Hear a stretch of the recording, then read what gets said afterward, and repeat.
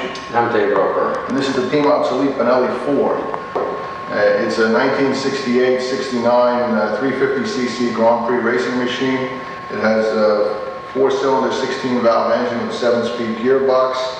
And it was raced by the Benelli factory team, Renzo Pasolini, Kel Carruthers, Phil Reed. There were 4 of them built, and this is one of 2 known survivors. The other one's in private hands in Europe.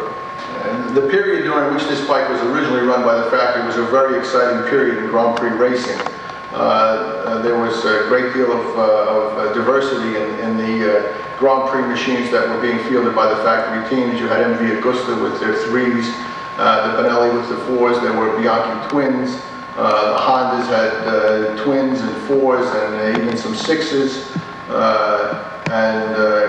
Although I think Gillera had dropped out for a few years, they returned shortly thereafter. And there was a great deal of technological advancement almost on a daily basis. There were virtually no limits on the types of machinery that could be used, and there were no limits on the number of valves or the speed and the gearbox and so forth. And it was just a very, very exciting time. It was really just a few years before 4-strokes were replaced by 2-strokes in Grand Prix racing.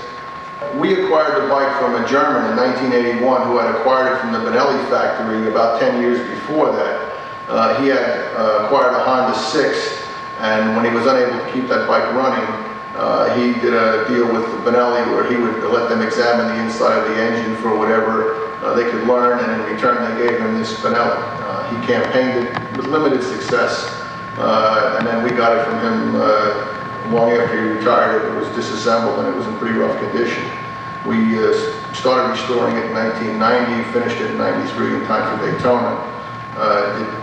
We were assisted by Roberto Dolina in La Spezia, Italy, who did quite a bit of work on the engine and made a few spare parts for us as well. It's a very special thing to have the opportunity to run a bike like this in a race. It requires you to recreate a certain amount of very obscure history and technology, because the approaches that these teams used to running a bike like this were naturally somewhat secretive. There's not a great deal of published material or published technical information, and you kind of have to reinvent the wheel to a certain extent in terms of maintenance intervals and service procedures, and it requires a great deal more work just to get it ready for the track, or even just to do an inspection inside the motor. The motor has to come out for almost any type of work or inspection. I think the assumption when this bike was designed was that there would be several mechanics attending to it almost continuously. It probably requires 50 or 100 hours maintenance for every half hour of operation. David, how is this bike different to ride than a G50 or a 7R? It's extremely different from virtually all aspects. Starting with the riding position, it's much more cramped on this bike than a G50. The bike's a lot heavier. The steering seems to be much slower than on the single. And then the motor is totally different. The red line is almost twice as high as the single cylinder. It has much less flywheel effect, and it's got a 7-speed box instead of a 4 or 5 or 6-speed. And so there's almost no resemblance to the classic British single. The bike has a dry clutch and a 7-speed gearbox. It has a quite elaborate breathing system with 2 hoses from the back of the crankcases going up to a collector up here, which feeds down to a return to the sump down here, and an exhaust breather which goes into a vent in the fairing here. Oil drains from the cylinder head by these 4 hoses, which run down to the crankcase. This is the return from the oil collector from the breather. The 4 30mm Gallardo SS1 carburetors with 2 remote floats. It has a large oil sump underneath the motor.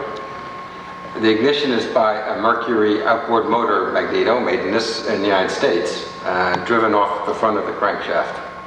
We first raced the bike in March of '93 at Daytona, and we didn't really know what to expect. When we got the bike, there was a big box of bent valves with it, and we weren't sure of its reliability on any level. So we tried to be as conservative as possible with the engine redline, and which turned out to be plenty for a 350 race, which I won fairly easily. In the 500 race, however, got into a dice with another rider and maybe tried a bit too hard and ended up spinning the bike out with superficial damage to the bike and myself.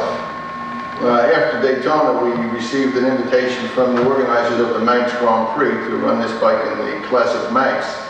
And this was a rather special invitation, and it was really exciting to be able to bring this bike back to the Isle of Man, where Pasolini and Reed and Carruthers had ridden it. It's certainly the most challenging race circuit in the world, and to be able to campaign something like this there added a whole new dimension to the race. There was a great deal of spectator interest, and whenever we went out in practice, they would announce it on Manx radio, and it would seem that every spectator on the island was just waiting for David to come around with the Benelli. But there were a lot of unknowns from our point of view, particularly reliability and handling, and whether it was even practical for a private team to race such an exotic piece of machinery. I was quite pleased, however, with my first practice lap there, which was in the pouring rain, and the bike proved to be, the motor proved to be quite tractable. When we got into the dry practice, we did have some handling problems, and but on the other hand, the bike was very fast, and so it was promising. But we had brought an AGS 7R single-cylinder 350cc bike to use in practice, so as not to put too many miles on the Benelli, not really knowing what its engine life was. But in retrospect, this proved not to be very useful because the single-cylinder AGS was so completely different than the Benelli as far as both handling and engine characteristics that it really wasn't useful as far as learning the course. The Benelli is heavier and steers slower and has no flywheel effect and is very much faster than the 7R. So the handling characteristics were totally different. We were keeping the RPMs down during practice, but after practice we stripped the engine, and we're very pleased to find that there hadn't been any apparent damage or noticeable wear. So we began the race with a lot more confidence than we'd had up until that point, and possibly that proved to be our undoing. Towards the end of practice, we ended up using more RPMs as we gained confidence in the motor, and for the race we geared the bike down lower to pull more RPMs. This in the end meant I went much faster in the race than I had in practice, and perhaps faster than I was really ready for, because on the first lap of the race, while with a fair lead, I turned too late at Carroll Moor and ended up clipping the bank and running into a light pole and crashing very heavily and dislocating my right hip, fracturing my left ankle, and doing considerable damage to the bike. Yeah, there were a few things on the bike that were dislocated also. But we were able to get it repaired, and there was a lot of cosmetic damage. Fortunately, the frame and the motor were okay. And so we restored the chassis, and I think it probably came better second time around. And we were able to get it ready in time for Road Atlanta 1994, where we entered in the 350 Grand Prix races. And the bike worked very well there. Maybe even worked better having changed the rear shocks, and I was able to win the 350 Grand Prix race on both days of the event. While we were practicing for the Isle of Man, we arranged to have an onboard camera installed on the bike. We kind of mounted it right over here on the steering damper knob and the upper triple clamp.